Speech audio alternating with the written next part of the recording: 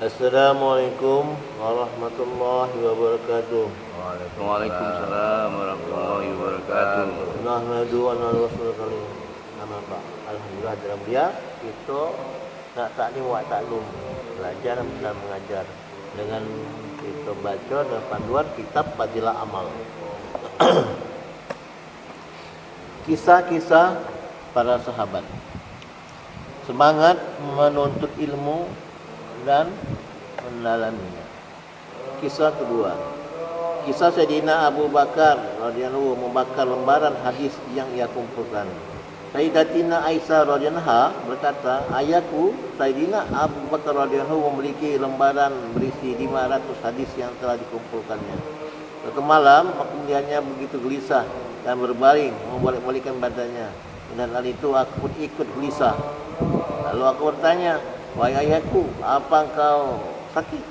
Atau ada sesuatu yang engkau dengar kemudian membebani fikiranmu? Ia tidak menjawab sepatah kata pun dan terus dalam keadaan gelisah hingga pagi hari.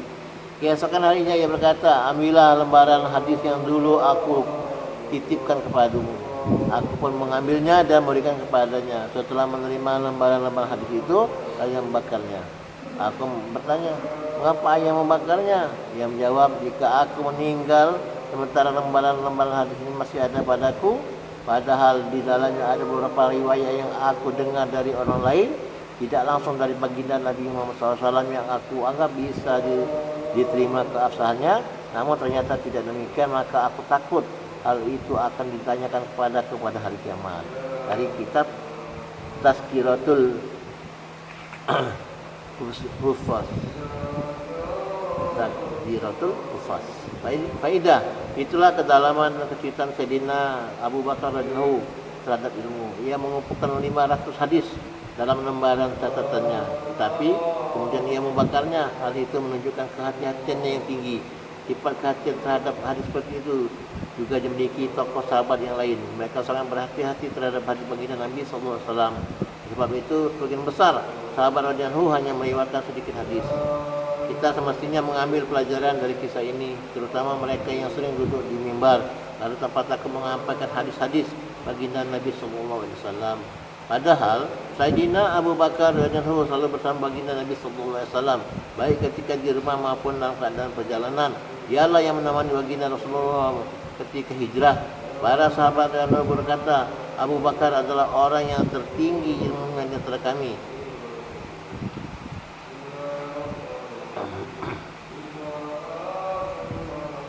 Sayyidina Umar radhiyallahu berkata, setelah baginda Rasulullah SAW wafat, ketika Sayyidina Abu Bakar radhiyallahu menjadi khalifah, ia berpidato tentang keutamaan kaum Ansor yang semuanya ia ambil dari ayat Al-Quran dan hadis-hadis, bukan dari pikiran sendiri.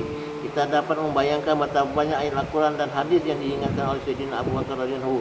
Namun karena hati-hatinya sangat sedikit hadis yang diriwayatkannya. Karena alasan itu pula lah Imam Abu Hanifah rahmatullahi juga sangat sedikit meriwayatkan hadis. Hati-hatinya kan tentang hadis ini. Bab kedua, kitab Fadilah Salat. Pentingnya solat. Mengumpulkan dua solat tanpa uzur adalah dosa besar.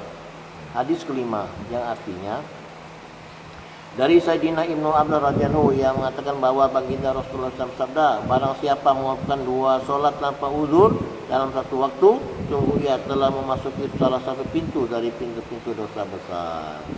Barang siapa mengumpulkan dua solat yang tanpa uzur dalam satu waktu, sungguh ia telah memasuki salah satu pintu-pintu dosa besar. Riwayat Hakim dari kitab At-Taqrib. Sayyidina Ali radhiyallahu mengatakan bahwa Rasulullah SAW bersabda, jangan melambatkan tiga hal. Jangan melambatkan sholat jika waktunya. 2. Jangan melambatkan menguburkan jenazah jika sudah siap. Dan jangan melambatkan menikahkan seorang wanita yang tidak bersuami jika sudah ditemukan jodohnya. Baginda Rasulullah SAW bersabda, jangan melambatkan tiga hal. 1. Jangan melambatkan tiga hal. 1.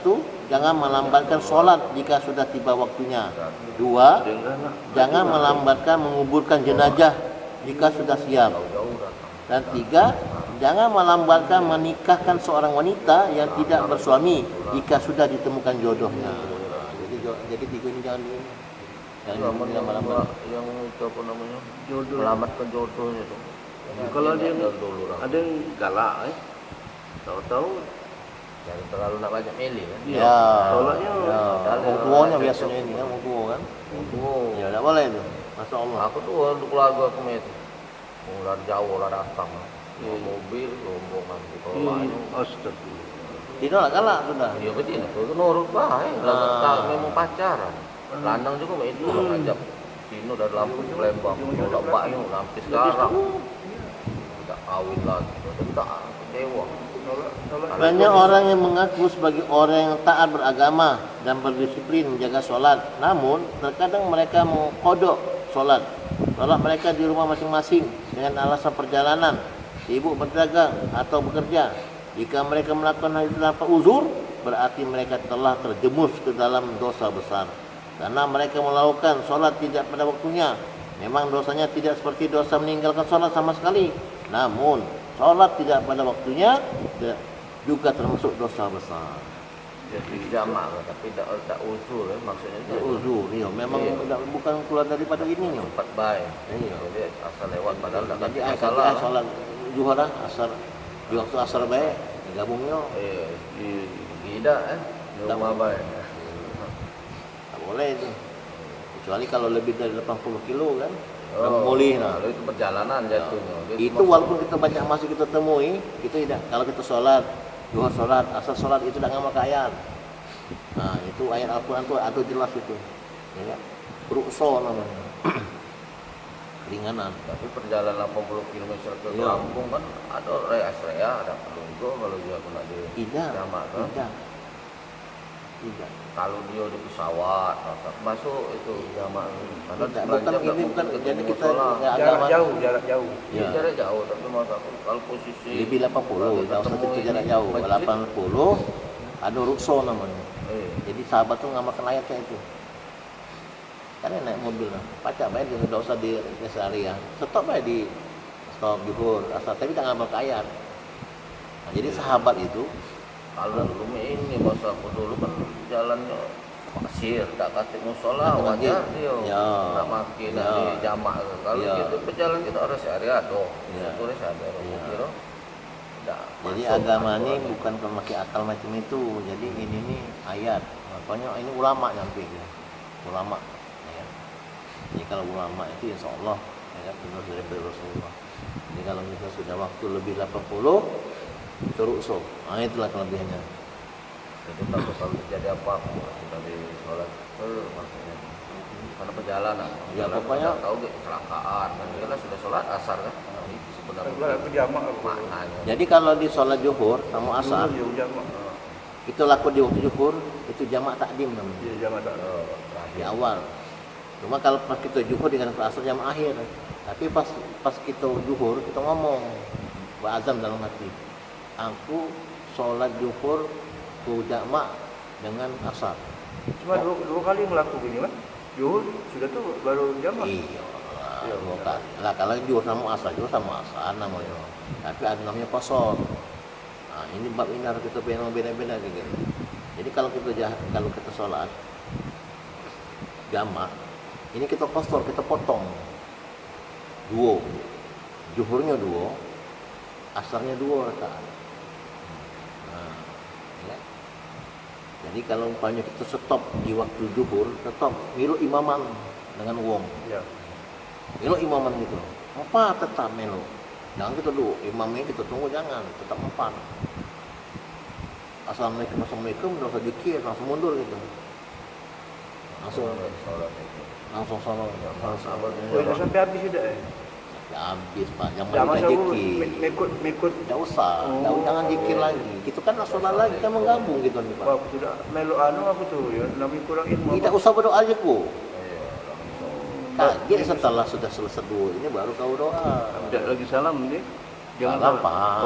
Selesai kita sholat. Kenapa ke satu dulu? Aku tempo hari imam selesai salam-salaman baru ngelakuin sholat asar. Jangan sekali lagi. Oh, kamu tahu ya? Yo, itu Putus jangan. dia, putus Jangan. niat tadi kan? Jangan. Tapi dah pokok udah kita tahu. Tidak tahu aku, tidak tahu. Jadi soli sunatan apa dia niatnya kalau jamaah? Kaki buat ini. Hah? Pandang. Tidak niat no. Iya, ustaz. Kalau kena ambil, bawa anu lah, lupa. Usali fardal zuhri. Bawa pena sama. Qasar mazmu'an ilal asri. Ro'atan ni qasar mammu'an. Soli pada soli. Zuhri kalau kita mau zuhur. Iya. Qasar mazmu'an. Mazmu'. Qasar Makmuman wallahi ta'ala. Makmum kita. Kalau dia jadi makmum, kalau jadi imam, imaman. Al dewan. Ya sudah dosa wallahi ta'ala. Soli. Fardal zuhri. Ya qasar mazmu'an ilal asri. Kosong. Ya dua itu. Ro'atan ini kita bikin dua. Ya. Tapi kalau kita dewan dua-dua itulah. Dua tetap. Jadi kita keputus zuhurnya 4. Tidak dua. Zuhurnya Dua. Kalau kita dewan dua-dua. dua-dua Kalau imaman kita 4, cari dua. Ya, kita cari yang imaman kita. Kita cari imaman. Kita kan sananya dapat. Makanya kita ada yang ngalah. Kita kalau berjalan kan mobil kalau tu. Umpamanya 12 kurang seperempat. Nah, sebentar lagi ini. Ay, aku nak jam 12 jangan pas ke jam 12. Aku nak miluk solat imaman. Kau dapat imaman kalau itu dapat itu. Dua-dua tuh. Iya dia anggap imaman. Kan dapat imam. Kau imam pertama itu. Iya. Ya. Iya. Salah satu imaman kau. Di waktu asar kau. Jadi aku. Nah, itu harus berniat itu. Jangan kita ini. Jadi kita mau sholat menghormati waktu namanya. Alhamdulillah hadirin mulia. Kita telah saling wa taklum. Yang membaca baik, yang mendengar baik, yang lebih baik lagi mengamalkan dan menyampaikan. Lalu kita tutup dengan doa kifaratul majlis.